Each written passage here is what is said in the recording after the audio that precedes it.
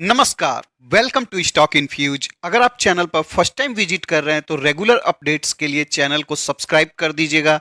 Video पसंद आता है तो दोस्तों वीडियो को जरूर लाइक कर दीजिएगा।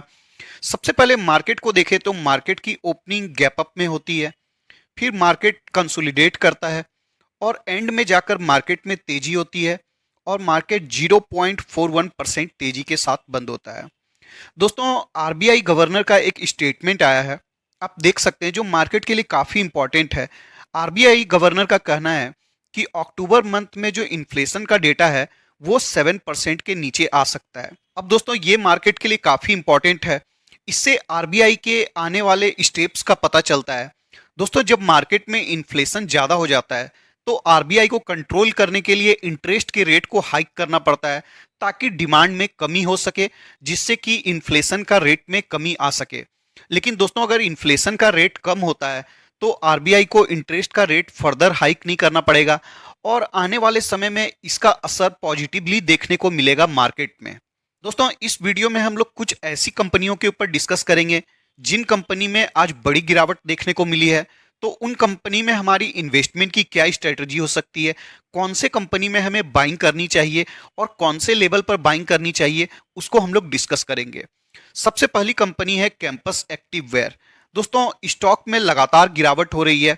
आप देख सकते हैं आज भी स्टॉक में बड़ी गिरावट देखने को मिली थी, लेकिन स्टॉक में आपको फिर रिकवरी भी देखने को मिली है। अगर गिरावट के प्रतिशत को देखें तो 4.57% की गिरावट आज भी देखने को मिल रही है। अगर स्टॉक्स के टेक्निकल्स को देखें तो आप देख सकते हैं स्टॉक काफी ज्यादा गिर चुका था, लेकिन स्टॉक में रिकवरी हुई और जो क्लोजिंग पॉइंट है वो है 429 रुपीज। अब दोस्तों, स्टॉक में रिकवरी क्यों हुई है, ये 1 आवर का वॉल्यूम चार्ट है। आप देख सकते हैं 12 बजे के बाद आपको बड़े बड़े कैंडल में खरीदारी देखने को मिल रही है। दोस्तों, ये खरीदारी किसी फंड मैनेजर की तरफ से हुई है या एफआईआई के तरफ से हुई है, इसलिए आपको स्टॉक में इतना शार्प रिकवरी देखने को मिला है। अब दोस्तों, होता क्या है, जब स्टॉक में तेजी होती है तो रिटेल इन्वेस्टर बाइंग करते हैं और जब स्टॉक में गिरावट होती है तो रिटेल इन्वेस्टर सेल करते हैं। लेकिन दोस्तों, जो स्मार्ट इन्वेस्टर होते हैं, बड़े बड़े फंड मैनेजर होते हैं, वो इसका अपोजिट करते हैं। वो क्या करते हैं, जब स्टॉक में गिरावट होती है तब वो बाइंग करते हैं और जब स्टॉक में तेजी होती है तो वो जस्ट होल्ड करते हैं या फिर सेलिंग करते हैं। तो दोस्तों, हमें स्मार्ट इन्वेस्टर की तरह सोचना है और हमें स्टॉक को तभी बाइंग करना चाहिए जब मार्केट में फियर हो। तो दोस्तों, अगर इन्वेस्टमेंट के लेवल की बात करें तो आपको सबसे पहला सपोर्ट 425 रुपीज पर देखने को मिलता है। करेंट मार्केट प्राइस भी काफी अट्रैक्टिव नजर आता है। अगर नेक्स्ट सपोर्ट की बात करें तो अगर आपको ये स्टॉक 400 के लेवल के आसपास मिलता है तो काफी अच्छा बाइंग लेवल होगा। इस स्टॉक में अगर आपने ऑलरेडी बाइंग किया हुआ है ऊपर के लेवल पर तो आप छोटी छोटी क्वांटिटी में दोस्तों एवरेजिंग कर सकते हैं। अगर किसी को फ्रेश इन्वेस्टमेंट करना है तो वो करेंट मार्केट प्राइस से बाइंग स्टार्ट कर सकते हैं। नेक्स्ट स्टॉक है नायका। अब दोस्तों, इस स्टॉक में आपको 9% की गिरावट देखने को मिल रही है। स्टॉक में बहुत ही शार्प रिकवरी हुआ था। स्टॉक ने अभी हाल ही में बोनस भी इशू किया है। कंपनी के मार्केट कैप को देखें तो आपको 54,000 करोड़ का मार्केट कैप देखने को मिलेगा। एक लार्ज कैप कंपनी के कैटेगरी में आती है। अगर इसके आरओसी को देखें तो आपको 6.87 देखने को मिलेगा, जो कि बहुत ही कम है। अगर आप प्राइस टू अर्निंग रेशियो को देखेंगे तो आपको बहुत ज्यादा हाई देखने को मिलेगा, 1238 का। अब दोस्तों, पर्सनली मेरा ओपिनियन बोलूं तो मुझे इस कंपनी में इन्वेस्टमेंट करना सही नहीं लग रहा है। चाहे स्टॉक कितना भी भाग जाए या चाहे स्टॉक जितना भी गिर जाए, मुझे उससे कोई फर्क नहीं पड़ता है। अब दोस्तों, ये 1238 का जो प्राइस टू अर्निंग रेशियो है मुझे बहुत ही ज़्यादा हाई लगता है। साथ ही साथ दोस्तों, जो न्यू लिस्टेड कंपनी होती है जो बेसिकली इंटरनेट पर काम करती है, वो मुझे इतना ज़्यादा अट्रैक्ट नहीं करती है दोस्तों। क्योंकि इससे पहले भी अगर आप हिस्ट्री उठाकर देखेंगे तो आप देखेंगे कि एक बार आपको .com बबल आया था, जो कि बाद में बस्ट भी हुआ और बहुत सारी कंपनियां बर्बाद भी हो गई थी और बहुत सारे इन्वेस्टर्स का पैसा भी डूबा था। भी दोस्तों, मार्केट में बहुत सारी इंटरनेट कंपनी लिस्ट हो रही है, चाहे वो जोमेटो हो, चाहे वो पॉलिसी बाजार हो, चाहे वो नायका हो। बहुत सारी कंपनियां भी बाजार में लिस्ट हो रही है। बहुत सारी कंपनी लॉस मेकिंग है, बहुत सारी कंपनी छोटा मोटा प्रॉफिट कमाती है। दोस्तों, इन कंपनियों में इन्वेस्टमेंट करना बहुत ही रिस्की है। अगर आपके पास एक्स्ट्रा फंड है रिस्क लेने के लिए तो आप इन कंपनियों में लिमिटेड फंड के साथ इन्वेस्टमेंट कर सकते हैं। अगर आप मार्केट लीडर इंटरनेट कंपनी में इन्वेस्टमेंट करना चाहते हैं जो कि प्रॉफिटेबल भी है, साथ ही साथ कंपनी का ट्रैक रिकॉर्ड भी काफ़ी अच्छा है, मैनेजमेंट का ट्रैक रिकॉर्ड काफ़ी अच्छा है, तो आप Naukri.com में इन्वेस्टमेंट कर सकते हैं और इंटरनेट के ट्रेंड का भी बेनिफिट उठा सकते हैं। नेक्स्ट स्टॉक है एस्ट्रल लिमिटेड। दोस्तों, स्टॉक में आज 2% की गिरावट देखने को मिली है। कल भी स्टॉक में अच्छी गिरावट देखने को मिली थी। कंपनी के क्वार्टर टू का रिजल्ट आउट हो चुका है।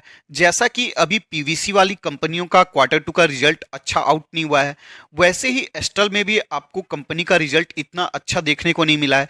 लेकिन अगर आप अन्य कंपनियों से तुलना करेंगे तो एस्ट्रल का रिजल्ट आपको काफ़ी बेटर नज़र आता है। अगर दोस्तों टेक्निकल्स की बात करें तो आपको 925 रुपीज के आसपास एक सपोर्ट देखने को मिलेगा। नेक्स्ट सपोर्ट आपको 1800 रुपीज पर देखने को मिलेगा। अगर आपके पास एक भी स्टॉक नहीं है तो आप करेंट मार्केट लेवल से बाइंग स्टार्ट कर सकते हैं, क्योंकि ऊपर से अभी भी आपको अच्छा डिस्काउंट अवेलेबल है और ये कंपनी आपको आने वाले समय में बहुत ही बड़ा रिटर्न बनाकर दे सकती है।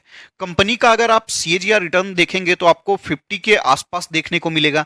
तो ये एक हाई सीएजीआर कंपनी है, कंपनी मिड कैप है, कंपनी का सेल्स एंड प्रॉफिट ग्रोथ कमाल का है। तो इस कंपनी में आपको डेफिनेटली इन्वेस्टमेंट करने के बारे में सोचना चाहिए। नेक्स्ट स्टॉक है पॉलीकैब। स्टॉक में 2.64% की गिरावट देखने को मिल रही है। अगर स्टॉक के टेक्निकल्स की बात करें तो आपको सबसे पहला सपोर्ट 2600 रुपीज पर देखने को मिलता है।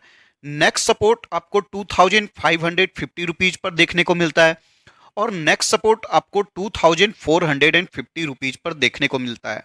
तो अगर आपको स्टॉक में फर्दर गिरावट देखने को मिलती है, स्टॉक आपको 2600 के लेवल पर मिलता है या फिर आपको 2550 रुपीज पर मिलता है, तो आप बाइंग स्टार्ट कर सकते हैं। दोस्तों, ये कंपनी फंडामेंटली बहुत स्ट्रांग है। कंपनी वायर्स एंड केबल्स में मार्केट की लीडर है।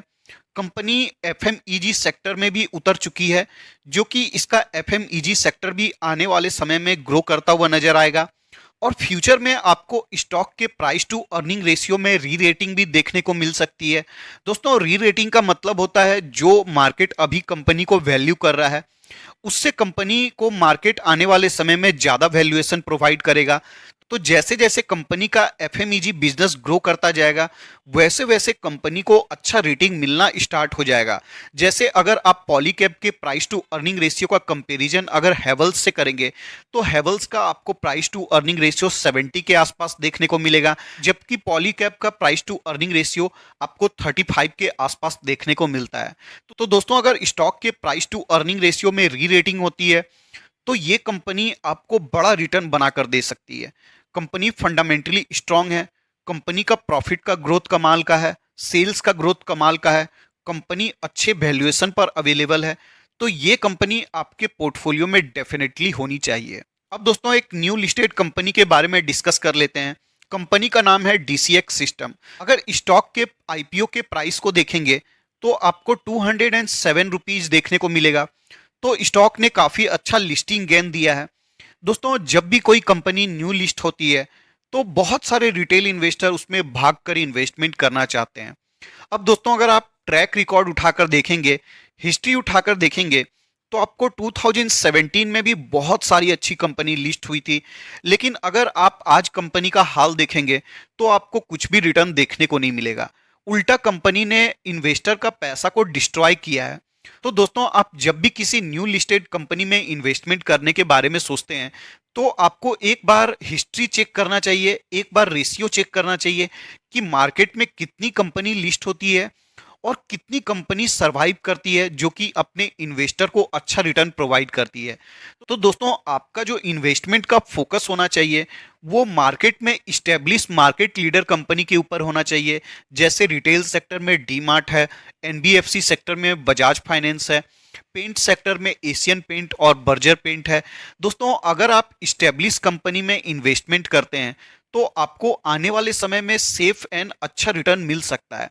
अब दोस्तों, रिटेल इन्वेस्टर मार्केट में न्यू न्यू कंपनी को सर्च करते रहते हैं ताकि उनको एक unexpectedly high multibagger return मिल सके। लेकिन दोस्तों, ऐसा अगर प्रतिशत में देखेंगे तो आपको बहुत ही कम कंपनी में देखने को मिलेगा। इस हिसाब से अगर आप देखेंगे तो आपका रिस्क बहुत ही ज़्यादा हाई होता है और रिवार्ड मिलने का पॉसिबिलिटीज काफी कम हो जाता है। तो किसी भी न्यू लिस्टेड कंपनी में आपको फोमो बाइंग करने से बचना चाहिए। तो इस वीडियो के डिस्कशन के लिए इतना ही रखते हैं, मिलते हैं किसी और वीडियो में, तब तक के लिए धन्यवाद।